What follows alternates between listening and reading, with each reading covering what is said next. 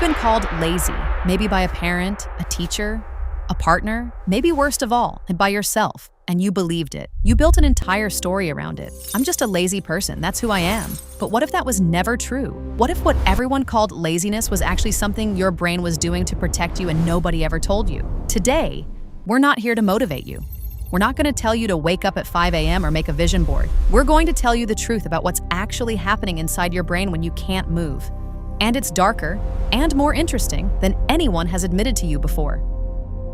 Welcome back to Sign a Hill. Before we begin, make sure to like and subscribe so you don't miss what comes next. 1. Laziness is not real. Here is the first thing you need to hear. Laziness, as a personality trait, does not exist in serious psychology. It is not in the DSM. It is not a diagnosable condition. It is not something researchers have consistently found as a fixed characteristic of any human being. What does exist and what gets mislabeled as laziness every single day is burnout, depression, chronic stress, executive dysfunction, emotional exhaustion, nervous system dysregulation, low dopamine, trauma responses. In other words, every time someone calls themselves lazy, they are using the wrong word for something real that is happening underneath. Modern society treats inactivity like a moral failure. If you are not grinding, producing, achieving, something must be wrong with you. But that framing is not science. That is capitalism dressed up as self-help. Your brain is not a machine. It is a biological organ that runs on limited energy. And when that energy runs out, when your emotional, mental, or neurological resources are depleted, your brain does something very specific. It shifts into conservation mode. It pulls you toward comfort, toward low-effort rewards, toward stillness. Not because you are weak, not because you do not care, but because that is exactly what a healthy brain is supposed to do when it is running on empty. That is not laziness. That is survival. 2. The dopamine truth nobody talks about. Now here is where it gets uncomfortable because maybe you have said this to yourself, but I have energy for video games. I can binge an entire series in one sitting. I can scroll for 3 hours. So maybe I really am just lazy. Stop, because neuroscience has something very specific to say about this. Your brain does not run on discipline. It runs on dopamine, and dopamine is released in response to anticipated reward. The key word is anticipated. Your brain needs to believe the effort is worth it before it will generate the motivation to begin. Video games are engineered for this. Every quest has a clear goal. Every action has immediate feedback. The effort to reward ratio is transparent and fair. Your brain can see the finish line, so it generates the energy to run. Real-life tasks? Pay this bill, write this essay, send this email, apply for this job. The reward is distant, vague, or entirely invisible. There is no progress bar. There is no level-up sound. There is no immediate signal that what you did mattered. So your brain stalls. It goes searching for something, anything, even with a clearer reward signal. That is not a character flaw. That is your dopamine system, working exactly as it was designed to work. The problem is not you.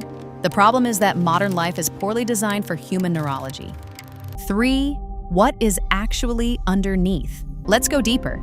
Because what people call laziness usually has a specific source, and the source changes everything about the solution.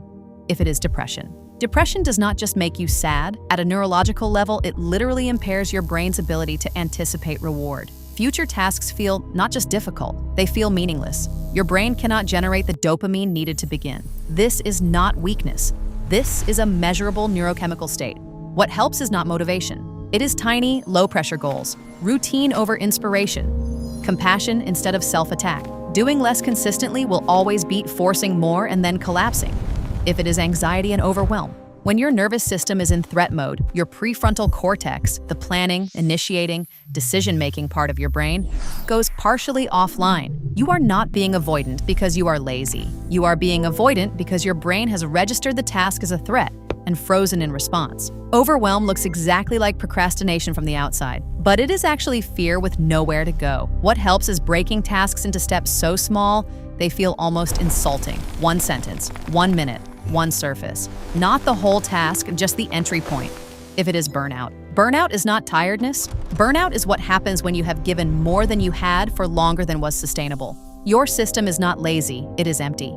And you cannot pour from an empty container no matter how much discipline you apply. What helps is not pushing through, it is genuine recovery, one which looks from the outside exactly like laziness. If it is executive dysfunction, particularly with ADHD or trauma, task initiation is not just difficult, it is neurologically impaired. The just start advice that works for neurotypical burnout actively fails here because the part of the brain responsible for starting is the part that is not functioning correctly. What helps is not more willpower.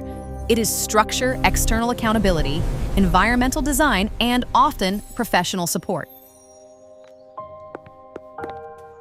For the darker truth, here is what no one says out loud. Some of what gets called laziness is not psychological at all. It is circumstantial. It is systemic. If you lack time, resources, support, or safety, that is not laziness. That is reality. And no amount of productivity advice fixes a structural problem. Some people are not lazy and not mentally ill. They are simply living inside systems that were not built for them and burning energy just surviving that, and then being told they are not doing enough. That kind of exhaustion does not have a life hack. It has a name, and naming it correctly is the first form of resistance. So here's the reframe. None of us are lazy. We are exhausted, overwhelmed, under-resourced, neurologically depleted, or trapped in systems that only reward one kind of output. Stop asking, how do I stop being lazy? Start asking, what is my brain actually trying to tell me right now? What does it need? And what is the smallest possible next step I can actually take today? That question will get you further than any motivational video ever will. Drop in the comments. What does your version of this feel like? We read everything. And if you want a part 2, a DHD, burnout recovery, or what to do when life feels completely stuck, tell us. We will make it. See you next time.